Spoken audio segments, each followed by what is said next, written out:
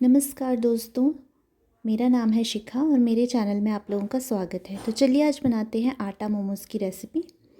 तो सबसे पहले आटा गूंद लीजिए आप, थोड़ा सा नमक और 2-3 टेबल स्पून उसमें ऑयल डाल के। हम लेंगे कुछ grated vegetables, vinegar and soya sauce.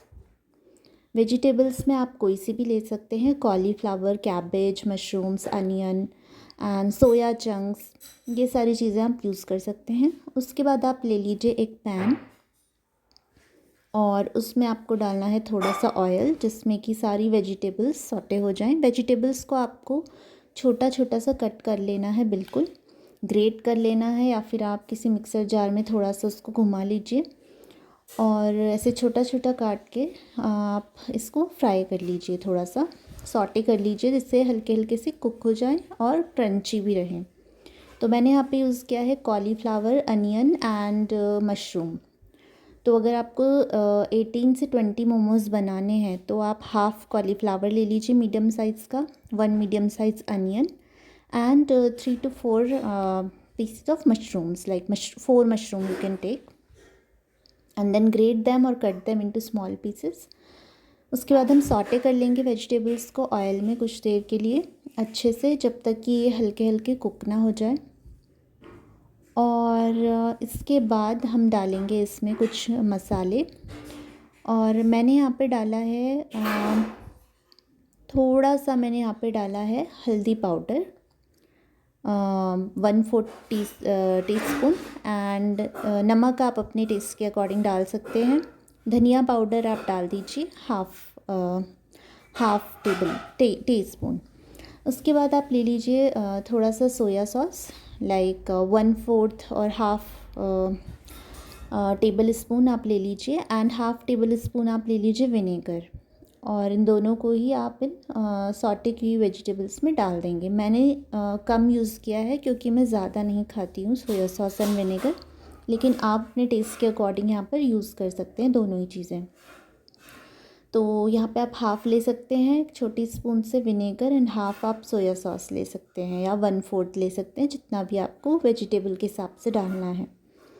इनको अच्छे से आप मिक्स कर लीजिए, और अच्छे से मिक्स करने के बाद और मसाला को हल्का हल्का फ्राई करने के बाद सब्जियों के साथ आप इसको कुक करके आप इसे एक दूसरे बर्तन में निकाल लीजिए, इसको ठंडा करने के लिए, क्योंकि मोमोज़ के अंदर आप फिलिंग करेंगे तो आपको ठंडा ही इसके अंदर चाहिए सारा जो भी वेजिटेबल्स हैं, तो इसलिए मैंने इसको अलग निकाल लिया था।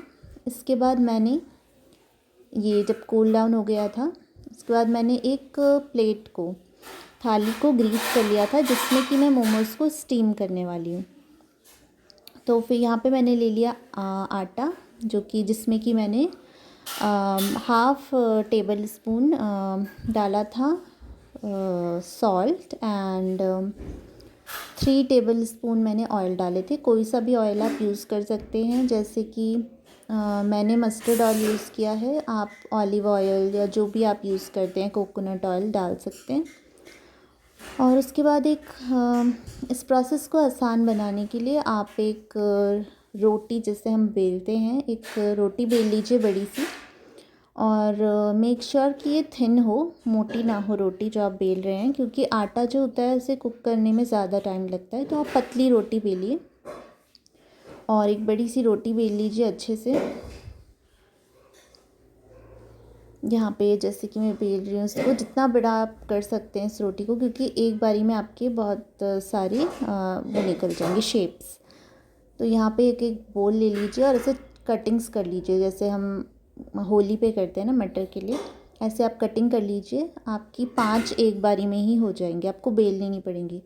अब इसके अंदर आप वो जो हमने कूल किया हुआ सारी वेजिटेबल्स का मसाला था वो उसके अंदर फिल कर देंगे, और अपनी शेप के जो भी आप शेप चाहते हैं उस शेप के आप मोमोज़ रेडी कर लीजिए और उस प्लेट में रख दीजिए, जिससे कि आपको स्टीमर में रखना है। तो यहाँ पे मेरे पास कोई स्टीमर नहीं था, तो मैंने एक कढ़ाई ले ली थी थोड़ी चौड़ी सी, इसके अंदर एक स्टैंड रख दिया था, और इसके अंदर जो थाली छोटी वाली आ रही थी, फिट हो जा रही थी, वो मैंने इसके अंदर रख दी थी। स्टीम के लिए। तो पानी को हल्का हल्का जब इसमें से स्टीम निकलने लगे आप इस प्लेट को रख दीजिए स्टैंड के ऊपर अच्छे से, और ये प्लेट आप ग्रीस कर लीजिए।